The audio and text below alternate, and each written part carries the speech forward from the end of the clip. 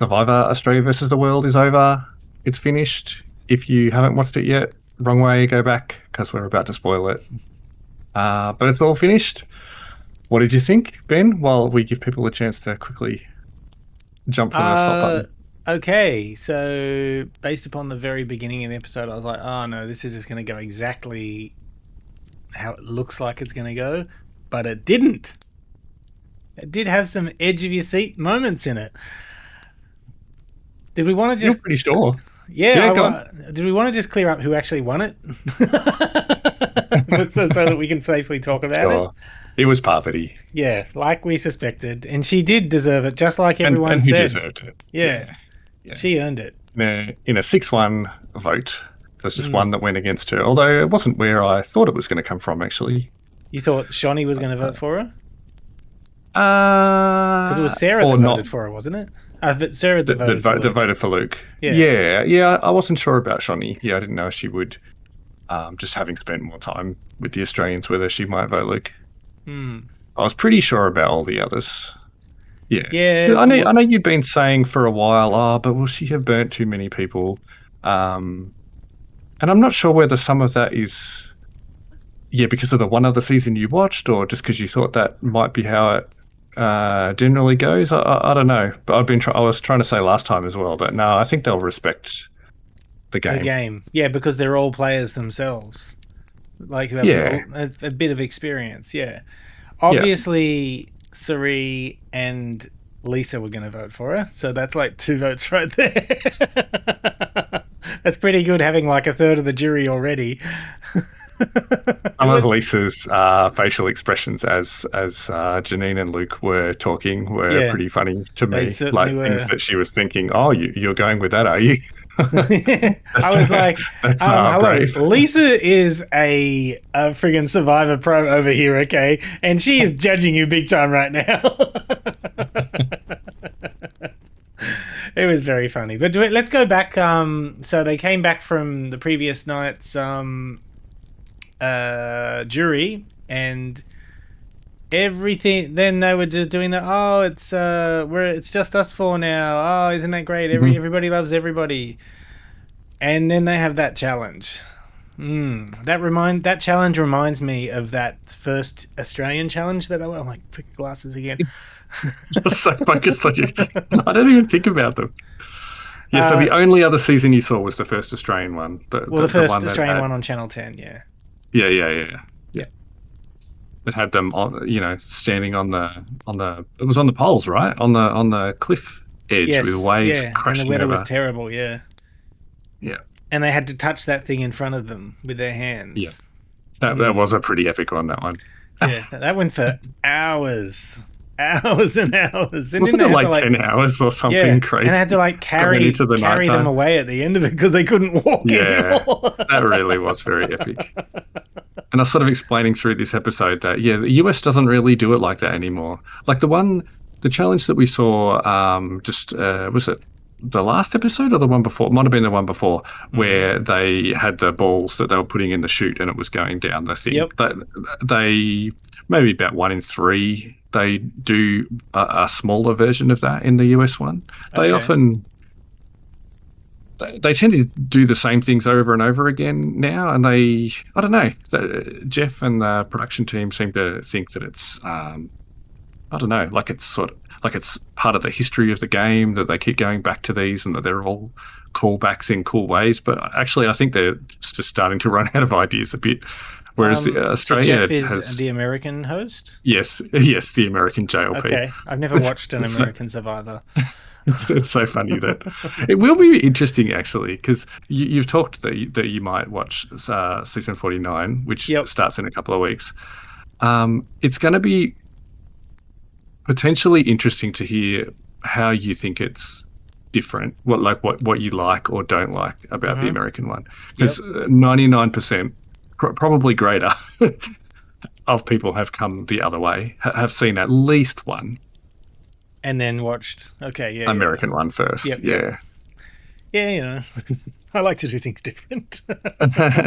Yeah, but so they keep going back to old ones. Then part of the reason that the Australian seasons have gained a bit of popularity from like the mega fans who sort of watch everything is that it's that it still mixes things up a little bit. That it's not Formulaic. overproduced, I guess. Yeah, it has become a bit formulaic.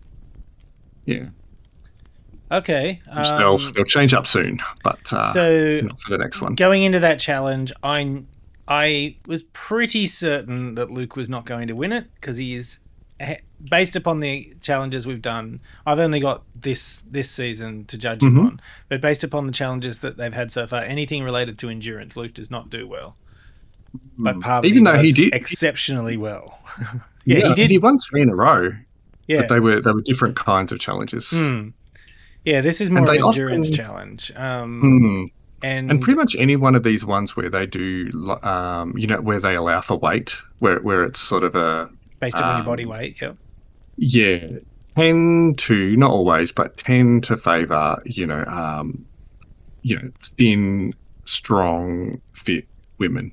It can, not always. We were sitting next to me during that challenge, and there was a shot where Parvati pulled the weights, and you could see she's very fit. Oh yeah, very fit, very fit. Absolutely. Yeah, it's like, just not as those muscles are bigger than my leg. Yeah, absolutely.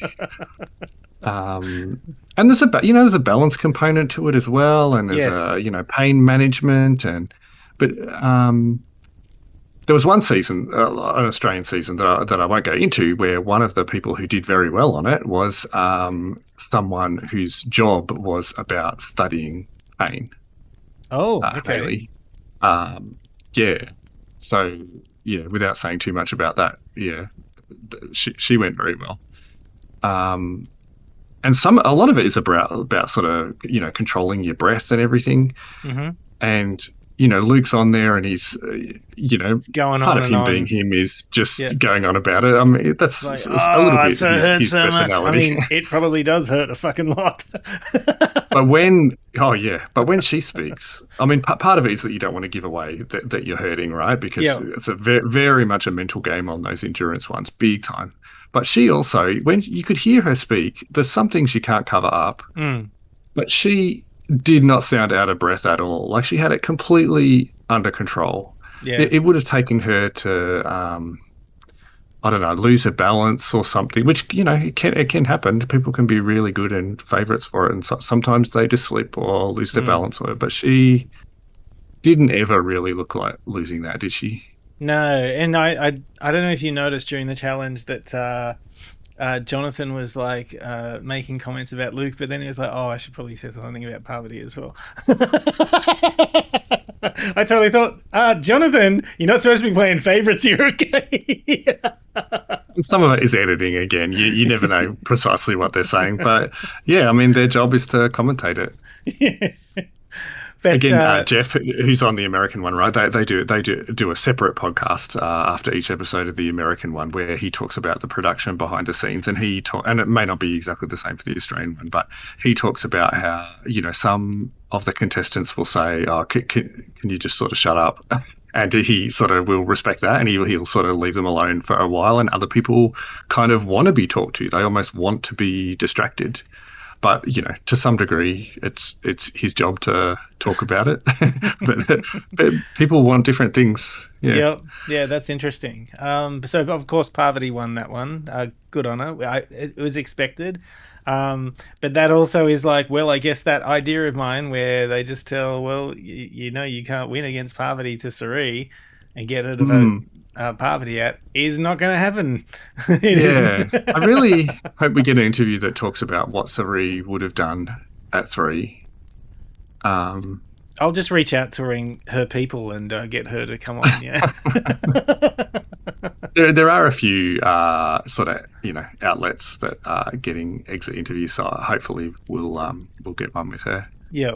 Because as much as she seems like super loyal and everything, I hope that she was willing to cut her at 3. I really do, because I hope it wasn't just that she was planning to out-talk her. Because I don't know. To me, that feels a bit lame. that might be upsetting some Suri fans, but I totally agree with you, and that is why I think both of us have been saying this whole time, Parvati's got this. Because there's no way, no one is going to be able to talk a game that they haven't. They can't talk a game they haven't played. Where Parvati can talk a game she has played. Yeah. But anyway, they go back to camp. And there's a lot of discussion, excluding Luke, and he knows he's in the firing line here.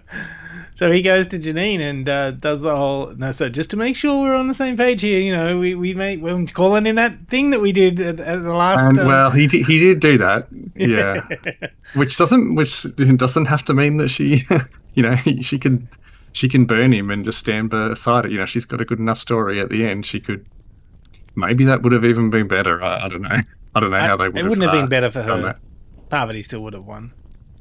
Yeah, she still would have won.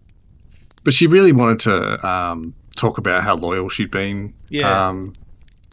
I might be completely underselling her. I'm not sure, but I feel I do wonder how. Although she has played twice, I'm pretty sure. I do wonder how many of the other ones she's watched. I could be completely wrong, but I just feel like going for that loyalty, citing loyalty and saying that is what you're going to stick to. It's just so fraught.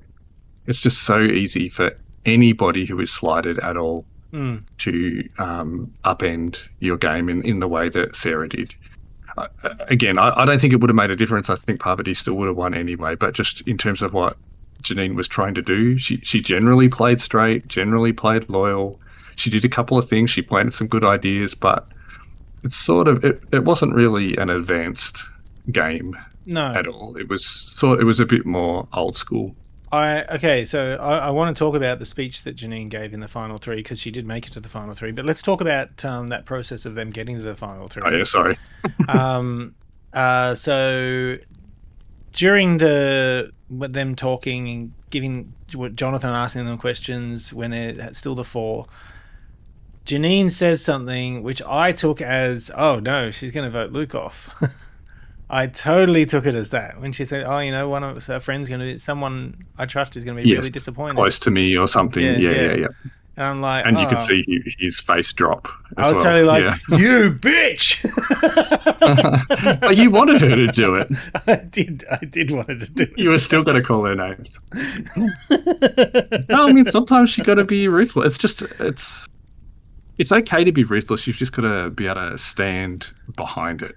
Okay, it's got to sound like your plan, not like you panicked or that you changed your mind at the last minute. Sort of flipped at the last moment. Yeah.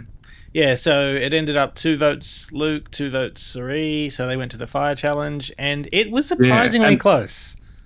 And I realised that actually on the previous episode, when he gave her the amulet, when they showed that bit about he talked about going to fire, and I realised when they showed that, I didn't really explain to Ben why he would be talking about fire. Oh, no, I knew. Oh, you got it? Oh, yeah, okay. I'd already thought about it. But thank you. It was surprisingly close, but Luke prevailed. And, Luke, learn to make a fire, mate. Well, he does know how to. His fires seem to be, I think they draw for straws or whatever about who goes where. But yeah, his did seem to be getting affected by the wind a bit more than hers. But yeah, the fact that it kept toppling. Yeah, it doesn't help. And so Sari did get it going, and it was kind of slow going, but it was definitely getting there. Yeah. They both did well. It was very close. Luke prevailed. They go back to camp the next day. There's some food back at the camp, and they're obviously, we're so happy. Let's have a champagne. Fry out. And Janine gives a little speech about, I was loyal to my friends, and I saw the look on Parvati's face when she was saying this. Yeah. She was like, I don't think you were, actually. They all know she was more loyal to Luke than anyone else, the whole go, surely. Yeah. But yes, she did have that expression. I don't know why she was saying it there, though. Like, was she just practicing her speech? Like, they're not the people you need to convince. She was probably just playing up to the cameras. Maybe she knew she wasn't going to win, because when they get to the fight, to giving their speeches, Janine goes first.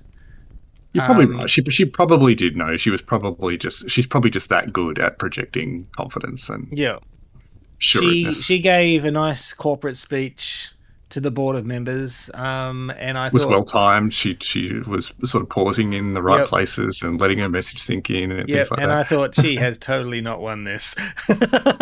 She has misjudged her audience here. There's a reason they left Parvati till last, I think. Yep. Luke went for the "I love this game. I love everything. I love everybody" sort of approach. He was cracking some jokes and stuff. I love all yous. Yeah, yous guys. Every time he said that, I had a cultural cringe. And Parvati gave a good speech, but her... Oh, okay, so then it came time for the jury to ask questions. And I can't remember exactly who it was or what the question was, but someone asked Janine a question, and it did not go well. The answer was not a good one. Sarah's one, I think. She was talking about... Yeah, talking about telling Kirby that Sarah was going after her. Yes. Yeah. Yeah. That was not a good response. Yeah, basically dressing down the jury. Yeah. Yeah, and again, like, Janine didn't do anything wrong, like doing what she did as far as in the game, but it was the fact that they were talking about how they were trying to stay Aussie strong. So once you sort of project loyalty and you're talking about playing a loyal game, and then it turns out you were the one, like when Luke reacted, it was you who broke up the Aussies. As soon as you start to look like a hypocrite, that's dynamite to your game. Whereas if she had have not sort of projected loyalty and just owned it, or said, "Oh, I'm sorry, that's what I needed to do. You know, I didn't want to do it, but I had to do it, and I'd do it again." You know, that kind of thing can go okay. Yeah, she definitely didn't own it. Luke... She did sort of talk down a little bit, like she was sort of explaining how the game worked to other people who know full well how the game works. Yeah, Luke gave some interesting answers. Not really. His were just like, yeah, by the way, they're so lucky to sit next to me here. Look at them. I bet they're thinking, look, I'm sitting next to this winner right here. And I thought, I am Survivor. I am World Survivor or whatever. Yeah. And again, that's a little bit of Aussie people noting themselves, but you sort of have to do that in that. Yeah. But he's not a good representative of World Survivor. I will overall say there was, and it was to be expected, but there was a bit of the show sort of talking about itself being a bit more important than it is. Like, it is cool that it's Australia versus the world, but this is not like the greatest game ever. Like, and season 40 where you had all winners against probably a little. Your audio's cutting out a little bit there. Oh, okay. Yeah, season 40 was probably a bit more important than where you had all winners playing against each other, rather than where you had this one where half of them hadn't won or even made a jury necessarily. Yeah. Made a final trouble, rather. And so Parvati was the last one to get asked the question, and the answer was really good, and it was just basically, here's some more speech for you. But it was very compelling, and everything she said was true. It's like, no one voted for me, and for every tribal council, I was either making the play or I knew what it was. Yeah, with a target on her back. Yeah. Luke did get a little bit more leverage than I expected from talking about getting her to tear the clue up. Yes. I expected him to make headway, but I expected her to be prepared to shoot it right down, like, because she had to know that was coming. So I thought she was going to be a little bit more convincing with the way she replied, but maybe it just sort of didn't quite come out right. It did okay. It wasn't compelling enough to make the edit. Yeah, maybe. I thought she was about to knock it out of the park with that answer. Yeah. But yeah, so then tribal, the jury go off to vote. I'm getting all the terms right tonight. Um, Nicely. the one I always get confused with is Janine. Even at this stage, like there was one stage where Really? she was doing something, and I always think her name is Nadine, and I'm like, no, it's definitely not Nadine. I need to sit and wait for Michael to say what her name is so I remember what it is. And luckily you did. There's a bit of interesting stuff with Kirby as well. Yep. Where Kirby was sort of carefully weighing her words, and her question was around, were you ever really going to play with me? Or yeah, and lots of sort of couching it all in relationship innuendo. Yep. Which is I know is just sort of playing along probably. Yep. But and actually, Tommy did a "Were you ever going to play with me?" as well, and I actually thought that was a really good question. It was like, look, I tried engaging with you so many times. Were you ever going to play with me? And then Parvati was like, "Oh yeah, I definitely played with the world." He said, "No, I'm not talking about them. I'm talking about me." That was good, yeah. But also, when she said at the end, "Look, I can't be allies with everybody." Like, I'm sorry. And he still voted for her. Yeah, I mean, yeah. He knows. Yeah. I think he just felt like that. Yeah, that they. He sort of struggled to get an in. As soon as they lost Tony. Yeah. Yeah, when they had to get rid of Rob early, they sort of lost. They started with more than the Americans, and after they lost Rob, it just sort of let the Americans get in. But yeah, so, and of course Parvati gets it. Congratulations to Parvati for the win. She well deserved. She genuinely deserves it. Not that it matters, but still, everyone on the jury also believed that she deserves it, which is the important part. Yeah, with Sarah going with Luke, which is fair enough. I don't mind. Definitely, it is. Whenever there is a clean sweep of votes, it does always feel a bit bad for the other people. Yeah, you weren't really compelling enough to get even a single vote. Sorry, but no, it was great. And he got a chance to plead his case that he hasn't done before. Yeah. I mean, I was thinking to myself when Luke was giving his speech, actually, should he do I'm genuinely happy to just make it to the final three. If I win, great, but this is a big moment for me right now. Yeah, he didn't do it to the jury. He did do it to camera before they went off to jury, and it was good to hear him say that. Yeah. Yeah. Do you think it would have made any difference if he'd said that in jury? I don't think it would have. Do I think it would have made a difference? No. Okay. Yeah, would it have been nice? Maybe, but no, I don't think.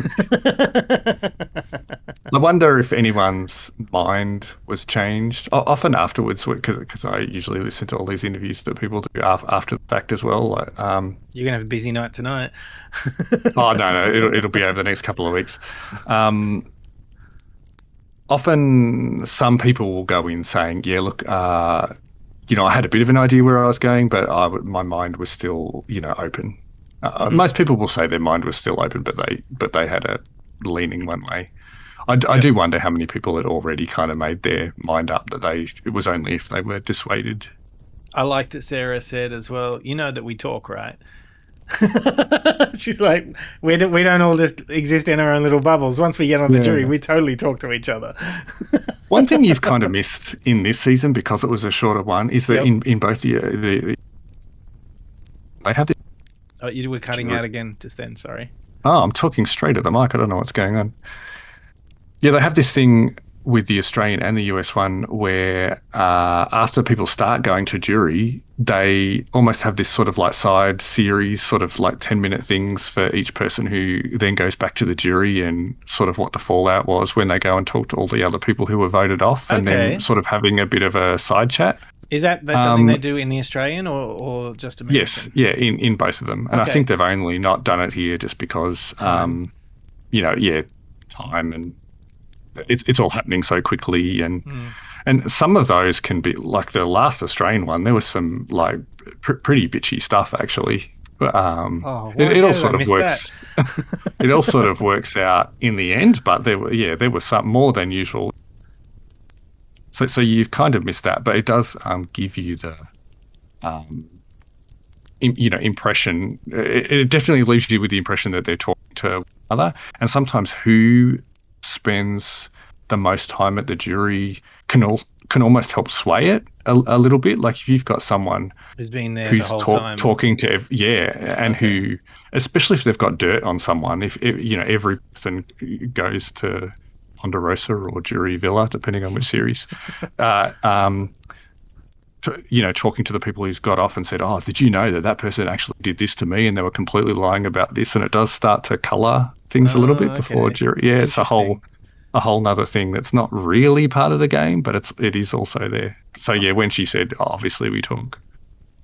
But that was an interesting exchange actually, because once Janine started giving an answer, it did change Sarah a little bit. Like she did turn around to Kirby and say, oh, is that true? Or I forget exactly what it was, but it did shake things up a little. Yeah.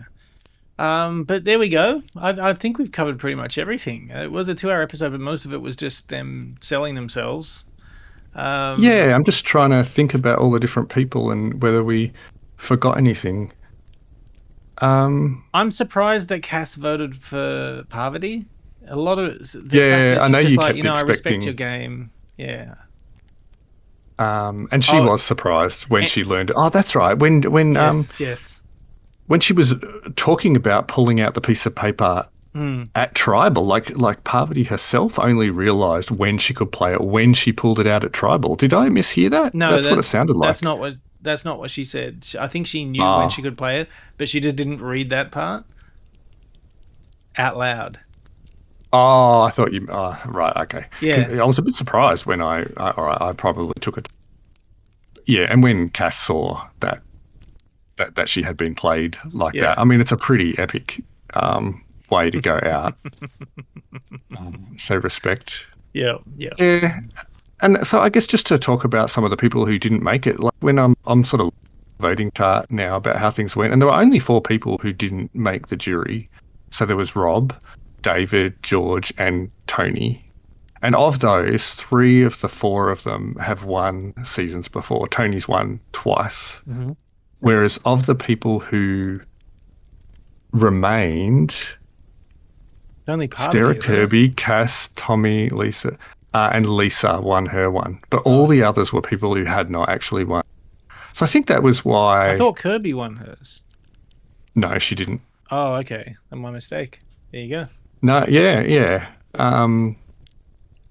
So even though they, when they keep saying, oh, this game, etc., of course they're talking themselves up, and it is cool that they got the world ones in it, but they did actually get rid of most of the winners super early, which in one sense is, of course that's what people are naturally going to want to do, but it also just highlights that, Parvati was in the same boat, and by all rights, they tried to get, she's just kind of scary. Yeah, she used mum powers to win the game, basically. She intimidated all of the people into not voting for her somehow. That bit where she was talking about the auction. And, and she was like telling Luke, oh, Luke, what an amateur move, seriously. And the look on Luke's face, it was like, oh, yeah, that was an amateur move. Especially because she was like, are you sure you want to do this? Using her mum voice.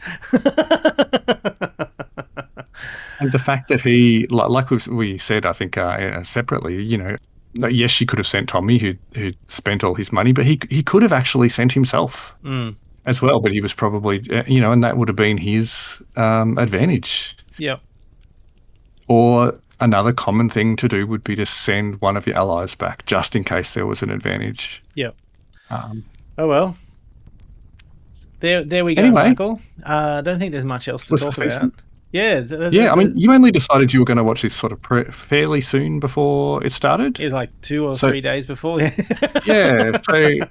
So no regrets. You're happy no regrets at all. Watched it. I liked it. I would have liked a bit more chaos. I don't think there was enough chaos for my liking. It wasn't a lot, actually. Yeah. Yeah, I think I've said a couple of times in the chat that everybody was just playing it safe too much. Mm-hmm. It's like they were all like, "Oh, just in case someone plays an idol." It's like, what kind of game is this? Yeah. Oh, there are good reasons for that. Because people do sometimes just get utterly that. So Yeah, there like is Sari, precedent. Yeah, but overall, big picture, it was very good in the first half. There was lots of stuff happening in the first half. The second half, as much as Parvati deserved it, it did pretty much just go to script in the second half. So yeah, it tailed off a bit there, but I still really enjoyed it.